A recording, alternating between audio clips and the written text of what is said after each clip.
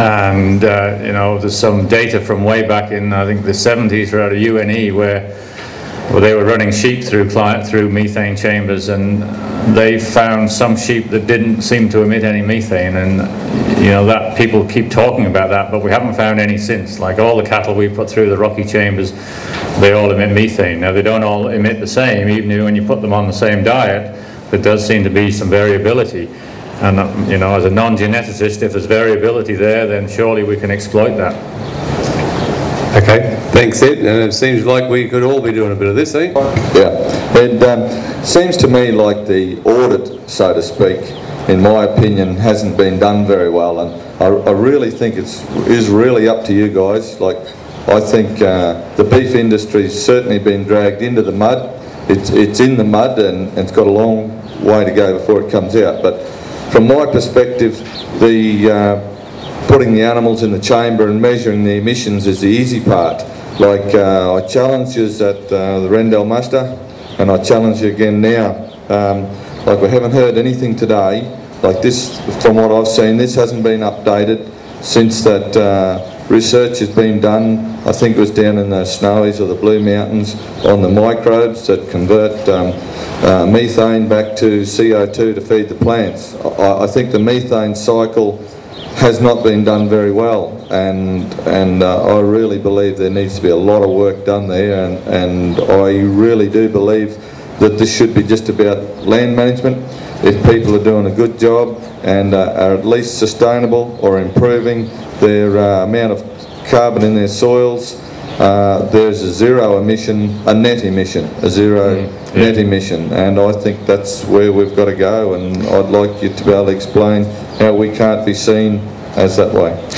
Yeah, no, I think that's a very pertinent question right now with Copenhagen coming up. The big issue with so much of this is measurement. You know, it's hard enough to measure methane, and we're getting better at it, but it's very difficult to measure it, particularly in the paddock. So even if we know what the animal's doing in that chamber, it does something quite differently in the paddock. So we're trying to address that. But even harder is how you measure, what's going on in the soil carbon sequestration, and Stephen's going to talk about that and others today. Very, very difficult, particularly for our northern Australian soils where there's been so little research done. This idea of methane, whether the soil is actually a net emitter or a net breaking down of methane, is a question the scientists just can't answer definitively for every soil type. There's research, there's examples from certain soil types, which the data you're referring to in the Snowies there is one example, but that has no relevance to what's out in the paddock outside the door here. So it could be a long time before we get all the right answers. But what I would hope is that at least if we can at least see that if we adopt past practices that we know increase soil carbon, for example, then surely there's a mechanism where that can be included, so we have a net accounting system rather than just being taxed for methane. And you'll hear more from the other speakers on that, I think, as the day goes on. But I agree, the big issue is how you measure it, and then if you then want to use it in a scheme, then how you monitor it effectively and cheaply. Just on the feed intake, the relationship between methane and feed intake, and obviously the relationship between animal size and feed intake. A lot of Western Queensland breeding cattle particularly is a big component of that. If we can increase that efficiency in that breeding animal, say if we can produce the same calf with a 500 kilogram cow versus a 550 kilogram cow, is that as simple as saying that's a 10% reduction? Oh, I think, that's something I think is really quite, if you had a small breeder herd and use terminal size, for example, North America, that's what they do. Your breeder cow may only be like 500 kilos, but you're crossing that with a Charmley or Limousin bull or whatever, and you've got that's quite an efficient way of doing it, because when you look at the overall, one of the reasons the beef industry comes out so badly on both in terms of just energy efficiency, but as well as methane, is you produce 0.85 calves a year from an animal that weighs, some of these cattle are weighing 600-700 kilos, and that's with a good branding rate.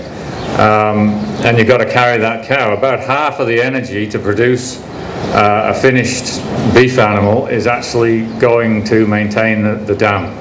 So you add that methane into the equation, then a big chunk of the methane comes from there. That's a real. If we can get more efficient in terms of, smaller breeder cows but still able to finish at the weights we want, that's one option. More efficient breeding. Years and years ago there was a lot of work in North America to get beef cattle to twin. Why can't, it's got 4 teats, sheep's only got 2, why do sheep have 2 lambs and cattle only have 1 calf? It's not a biological problem. And actually where you do introduce twinning, then you change the efficiency, but that's a completely different production system. But what might happen with emissions trading is new systems may come out of the woodwork that we can't even think about today, and that's kind of exciting, I think.